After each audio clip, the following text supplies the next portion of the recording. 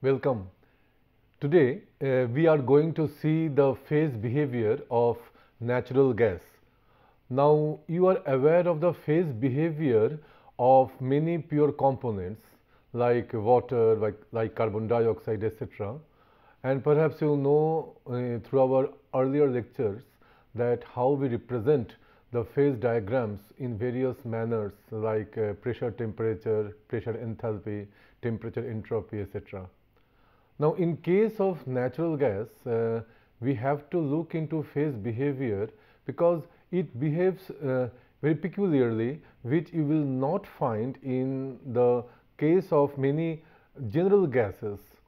So, this needs a special attention, and this phase behavior is also important from the point of view of the reservoir engineering, because the type of reservoir, like whether the reservoir will be having only gas, whether it will be having liquid oil and gas or only oil, this kind of behavior is also represented from the phase behavior of the natural gas.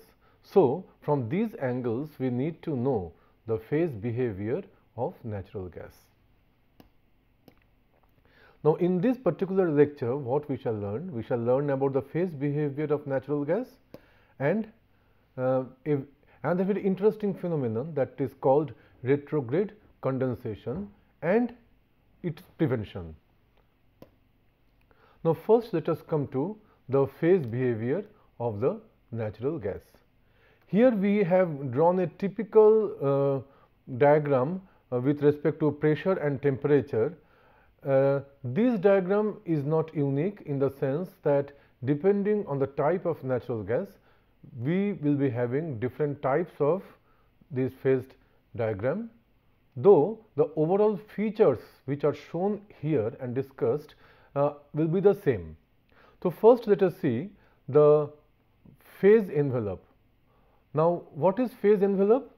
Phase envelope is the region that is enclosed by the bubble point curve and the dew point curve.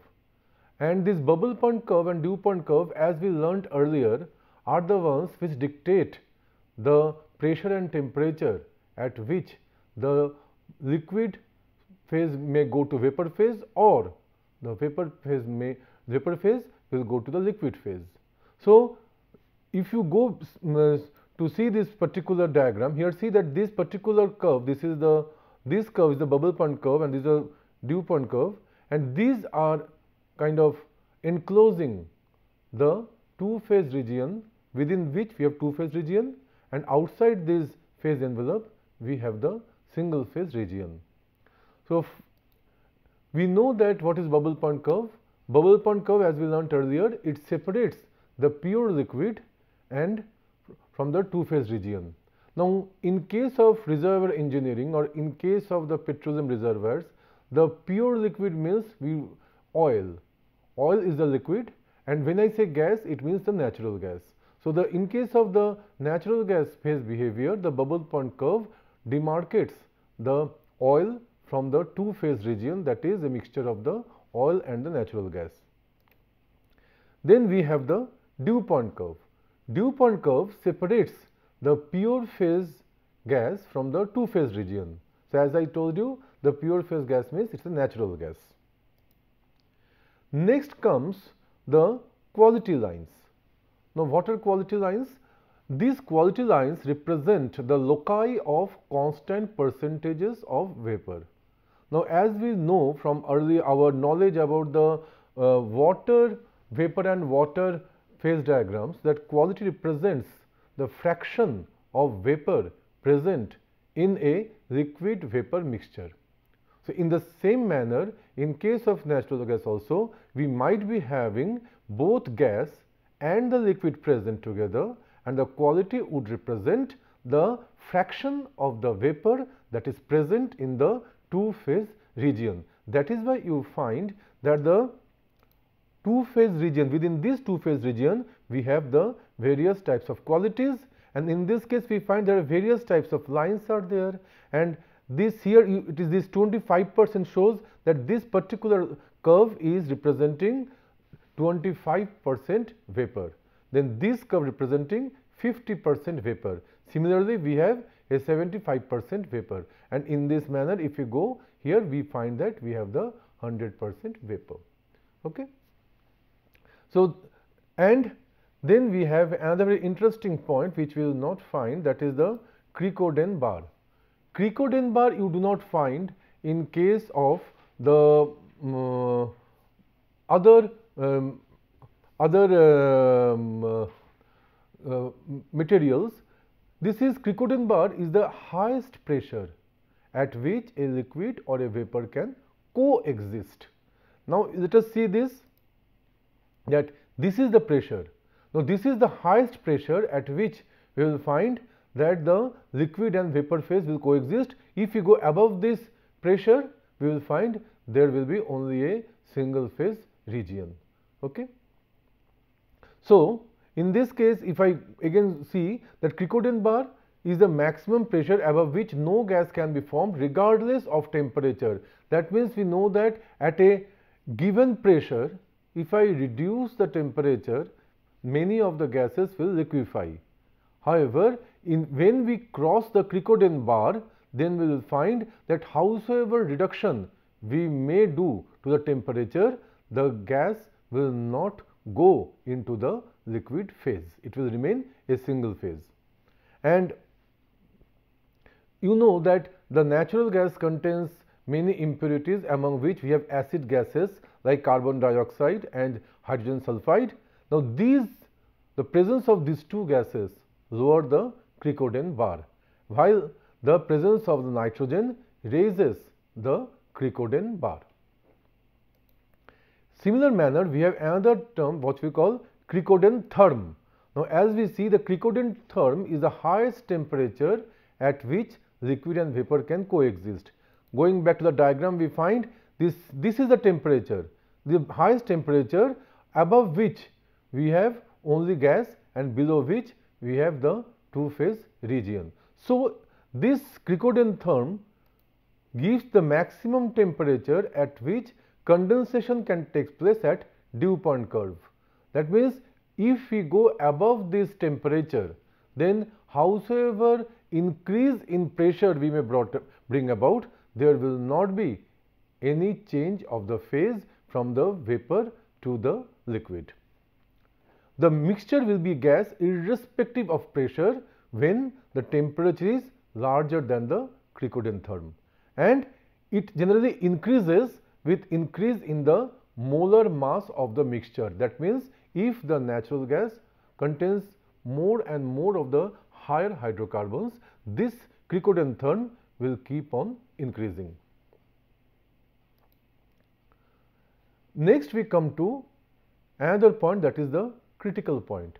Now, what is critical point? As we know from our knowledge of the pure component phase behavior, at the critical point, what we found, the saturated liquid curve and the saturated vapor curve merge, and what we found that at critical point, there will not be any clear demarcation between the liquid and the vapor phases. Similar is the case in case of natural gas. That critical point is the point where the bubble point curve meets the dew point curve. As we know, in case of mixture of gases, we do not talk about the boiling points. In this case, we talk about the bubble point and dew point. So, critical point is the point where the bubble point curve meets the dew point curve. The pressure and temperature at the critical point are called the critical pressure and temperature respectively. Both the gas and liquid phases vanish and phases become indistinguishable. That means, we cannot distinguish that whether we have a gas or whether we have a liquid or a two-phase region, which is not the case when we are below the critical point. Below critical point, the phase behavior is like that liquid, then liquid plus vapor, then vapor, or vice versa. But above critical point, there is no two-phase region of liquid and vapor. One more thing should be noted here is that the critical pressure, critical temperature, generally we call for the pure components. But in case of any mixture like natural gas, we do not talk of critical pressure, we slightly modify it. We call it pseudo critical pressure and pseudo critical temperature, because this represents the overall behavior of the gas mixture. We shall learn in a separate lecture how to estimate this pseudo critical temperature and pseudo critical pressure. Now, with this we find that what are the various important points in case of the natural gas. There is another interesting phenomenon for natural gas and petroleum. This is for both petroleum reservoir as well as from natural gas, because we learnt earlier that natural gas comes out from the reservoirs which may also contain the petroleum. So, there is a very interesting phenomena that is called the retrograde condensation. And what is this retrograde condensation and why it is called so? Let us see. Now, condensation, as we know, is the formation of a liquid from a vapor. Now, what is retrograde about it? Retrograde because that in general we know that at a given temperature, if we increase the pressure, then the vapor will tend to go to the liquid phase. On the other hand, at a given temperature, if we reduce the pressure, the liquid will go to the vapor phase. Now, this particular observation is not sometimes found in case of the natural gas. And let us see why it does not happen. This is a unique phenomenon that appears only among hydrocarbon mixtures. That is, we cannot find this kind of phenomenon in case of other pure components. And we find that the formation of liquid hydrocarbons in a gas reservoir, as the pressure in the reservoir decreases below the dew point pressure during production. If we go back to our phase diagram, we see that suppose we are here. In this region, if we are here, if we are coming back, if we are going down from this, suppose we are at this pressure, and as we reduce the pressure, this is a vapor region, and we as reduce the pressure, we find we enter a two-phase region, because we are between the dew point and the critical point. So, between the critical point and the dew point curve, wherever we are trying to reduce the pressure, we find that the vapor goes into the liquid phase. This is not the general observation for other substances, non-hydrocarbon substances. So, this particular phenomenon is called the retrograde condensation. And if we look at this particular curve, there is a region that, as I was telling, that there is a point B, and in this point B we are just reducing the pressure, and there we find that we have this particular region. This is shaded region. This shaded region shows that there is a retrograde condensation, and this point shows that this is above the cricotentherm. So, even if I reduce the pressure here, it will remain gas, whereas this is a C point represents a pressure which is above the Oden bar. That means, in this case, even if we reduce the temperature as constant pressure, there will be only liquid, there will not be any gas. Okay. Now, as the pressure decreases further, liquid starts to revaporize. That means, as I first it will be coming to the vapor will be get converted to the liquid, and if I still decrease this further, then after certain point we will find the liquid will start revaporizing. Okay, and between the dew point and the point where liquid revaporizes, this particular zone is called the retrograde condensation zone. Now, what is the significance of the retrograde condensation?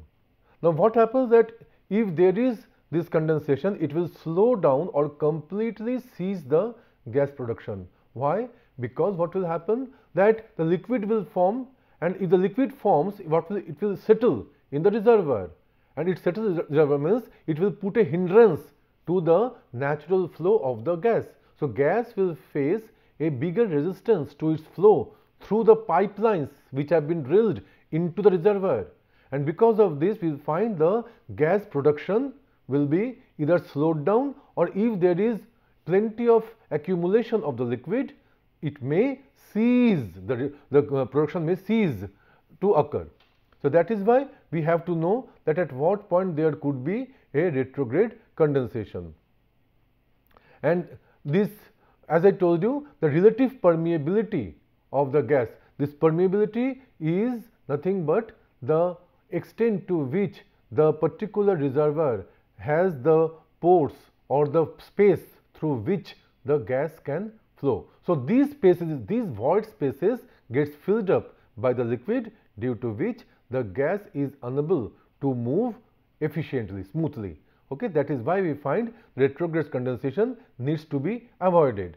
So for preventing the retrograde condensation, many measures may be taken. One of them is maintaining the flowing well bottom hole pressure above the dew point pressure. If we always maintain the pressure above the dew point pressure, we will find that we will not be encountering the retrograde condensation.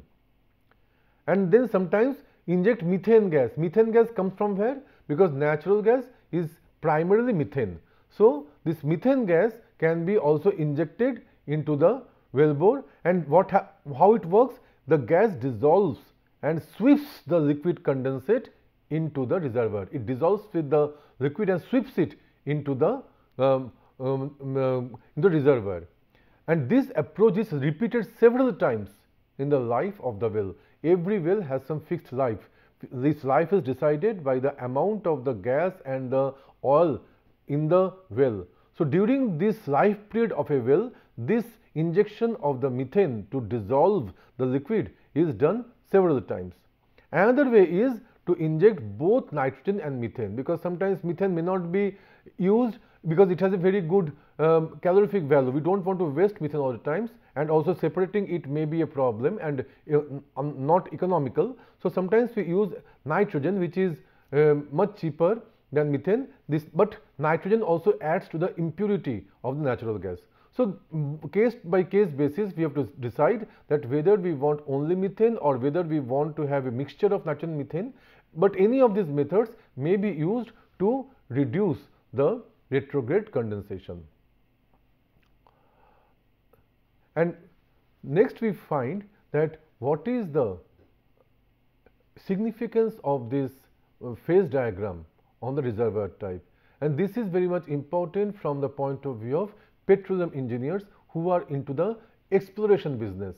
They need to know these phase envelopes, and as shown in this figure, what we find that there are several regions into which this phase diagram has been divided.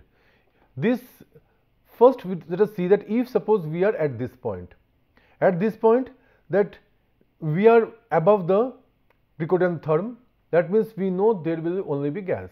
Now if we are in this particular region, that means if we find in the reservoir we have such a high pressure and this kind of say 300 degree Fahrenheit temperature, and suppose above say 3500 psia pressure, then we find at this point we have the reservoir will be having only gas. There will not be any oil in the reservoir. So this is a gas reservoir. Now at this point, if we reduce the pressure, we find that if we reduce pressure at the same temperature isothermally, then there will be only gas.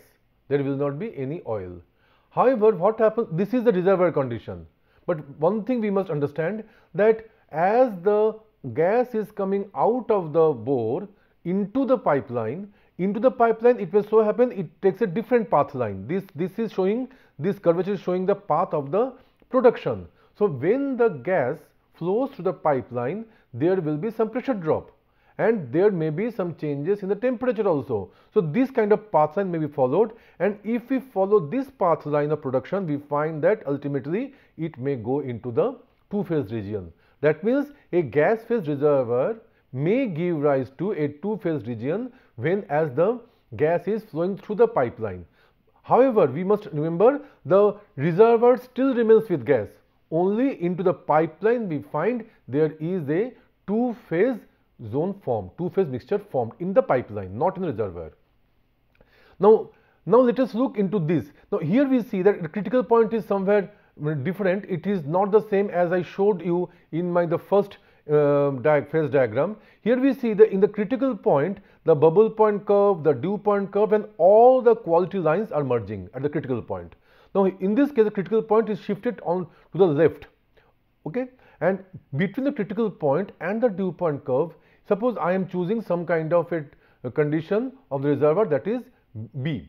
Now, in this particular thing, we find that it is only gas.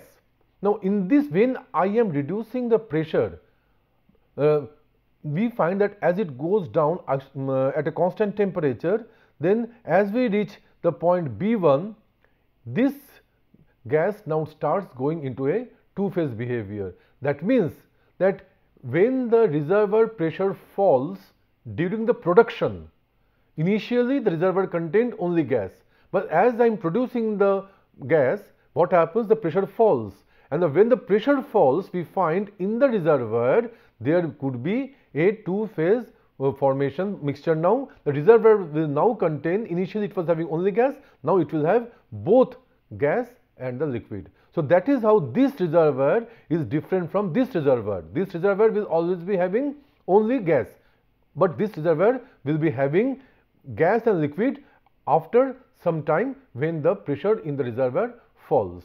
So that is why it is called dew pointed or retrograde gas condensate reservoir.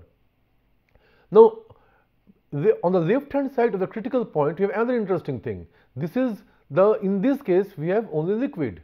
Okay. Now, again, if we start from some point C, we find we have liquid. That means we have only oil. So, with this oil reservoir, as I keep decreasing the pressure, we find that this goes into a two-phase region.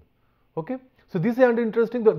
Here this two-phase is occurring due to decrease in the pressure due to retrograde condensation. But in this case, it is not, there is no retrograde condensation, but it is simply the pressure is falling for the liquid, and liquid is going into a two-phase region. That means for this kind of reservoir, which is initially containing oil, as the production goes on, pressure falls and we will end up with both gas and oil. And in this case, we find that there are several points, there are several curves again shown for the liquid volume. And suppose initially we have a point D. Now, what is D point? That means this D point represents a reservoir which is already having a two-phase region. Okay. So, if I start with a reservoir with this initial condition, we will find even if the pressure is falling, the two-phase thing will always remain in the two-phase. So, there will not be any kind of single phase in this kind of reservoir. With this, we come to the end, and these are a few references from which you can study further about the phase behavior of the natural gas as well as their effect on the type of reservoirs and hence the type of production. Thank you.